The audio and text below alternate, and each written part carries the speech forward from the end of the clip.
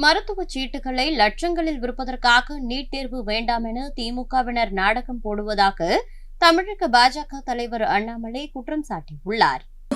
தூய்மை நேர்மைனா என்னன்னு தெரியாதவங்க இன்னைக்கு நீட்டை எதிர்த்து பேசிக் கொண்டிருக்கின்றார்கள் சகோதர சகோதரி.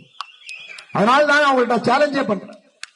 திமுக தொண்டர்கள் எத்தனையோ குடும்பத்தில் அவர்களுடைய குழந்தைகள் நீட் மூலமாக அரசு மருத்துவக் கல்லூரிக்கு சென்றிருக்கின்றார்கள் என்பதை என்னால் ஆதாரப்பூர்வமாக சொல்ல முடியும்.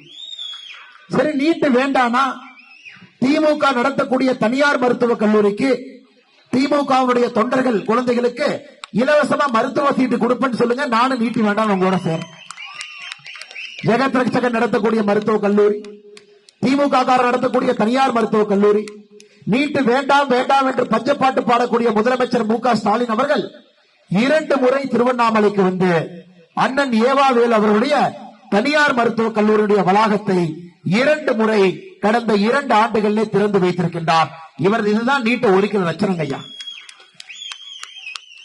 இவர்கள் நடத்தக்கூடிய தனியார் மருத்துவக் கல்லூரிக்கு டொனேஷன் மூலமாக, கேபிடேஷன் ஃபீஸ் மூலமாக 1 கோடி 2 கோடி 3 கோடி 4 கோடிக்கு சீட்டு விற்க வேண்டும் என்கின்ற ஒரே காரணத்திற்காக நீட் வேண்டாம், நீட் ஒழிப்பு, நீட் எதிர்ப்பு என்கின்ற நாடகத்தை போடுறாங்க. செய்திகளை உள்ளது உள்ளபடி தெரிந்து கொள்ள ரெஃப்ளெக்ட் நியூஸை சப்ஸ்கிரைப் பண்ணுங்க.